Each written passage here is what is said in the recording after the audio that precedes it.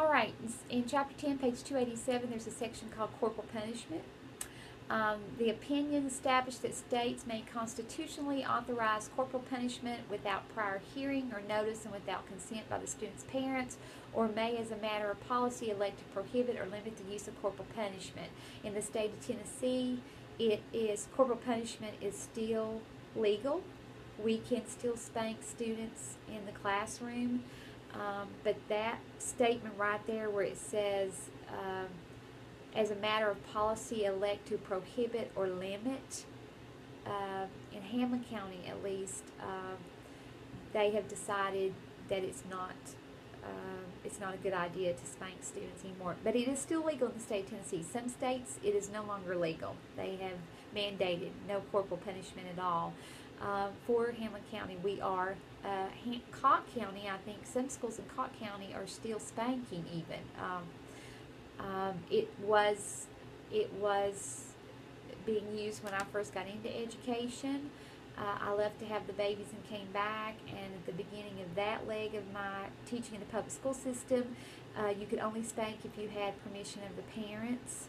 So you had to either get them to sign a sheet at the beginning of the school year, or when the first instance happened that the child needed spanking, then you had to contact the parent to say, your child needs a spanking, is that okay? And they would give you the okay.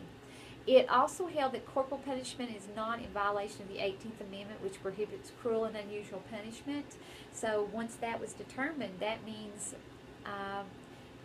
we can technically spank. We just choose not to do it as a school system anymore. And probably that's saving some folks some lawsuits. I have spanked, actually spanked 2 children, both of them more than once. When I was teaching 2nd grade, one of them has since, now that he's a grown man, I've run into him and he's thanked me for doing that.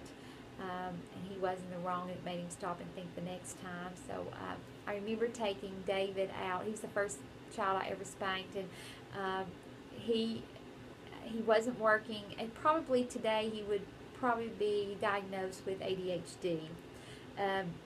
My line never went straight to the cafeteria or to the bathroom. Dave was always dancing in the line or touching the walls or going to the trash can. He had to hit people on the way up and hit people on the way back. He turned cartwheels. He was just a little hyper guy. But at that time, we weren't labeling them as such. And so there was one particular day I couldn't get him to do anything. And I said, if you don't have your work done by the end of the day, I'm going to spank you. Do you understand what I'm saying? And he would go, okay. That's what he always, okay. So the day went on. I kept reminding him. At 2:30, I said, David, are you through with your work? Nope, not me. Not done a thing. Nope, not one thing, he said. And I said, well, I'm going to give you till 15 to 3. And if you don't have that done, I'm going to spank you. Do you understand what I'm saying? Okay, he said. So about 2:40, I sit him down and get the paddle. Miss Lovin's paddle. He brought it back up, and I said, I'm going to spank you with this if you don't get that work done. You've got about 5 or 10 minutes. Do you understand what I'm saying? Okay, he says. We sit down. I practiced the paddle on the back of my calf. I didn't have any children. Rusty and I had just got married, been married a couple years, so I practiced how hard to hit on the back of my leg, and finally about 3 o'clock, a little bit before, I said, David, you got any of your work done? And, nope, not me, not done one thing, nothing, 0, he said. And I said, then you need to go to the hall. And he said, okay. So we go to the hall. I've got the paddle. I go get one of the teachers to be a witness. I had him bend over and touch his ankles, and hit him the first time, gave him that first flick with the paddle, and he stood up, and he was just smiling. He said, that didn't hurt me one bit, not one bit. That didn't hurt me one bit. And so I said, David, get back down there. I'm not through with you. And then that kind of angered me. Oh, God, help me hurt him. Not really, but you know what I'm saying. So rear back and gave him that second lick, and it was a different ring. And it took him a few minutes I can still picture it. He was so cute, little blue-eyed, burr haircut. He slid up his legs, straightening back up, and had his hands coming all the way up his legs. And when he turned around, he had tears in his eyes. And he said, Miss Smith, I have just one more thing I need to say to you. And I was still kind of mad. And I said, you better choose your words wisely, young man.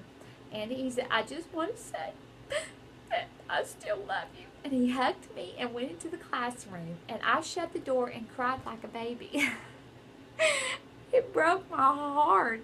But it made a difference with him. It made a difference in the classroom. So I don't think that I ruined him for life. Or Josh was the other one I spanked, and he's the one that actually thanked me for spanking him. I don't think that I've ruined the rest of their life and giving them all kinds of psychological issues from it. I might carry more than they do. Um, that was just a touching moment when he said he loved me, and here I am crying more than he was. So my fear is, if we don't have anything to get the students under control, how are we going to manage the classroom? I'd like to get your feedback. What do you think about corporal punishment? Would you be for it? Do you think it needs to be done? Or is there a better alternative? Stop the video and let me know your feelings. I'm curious to hear them.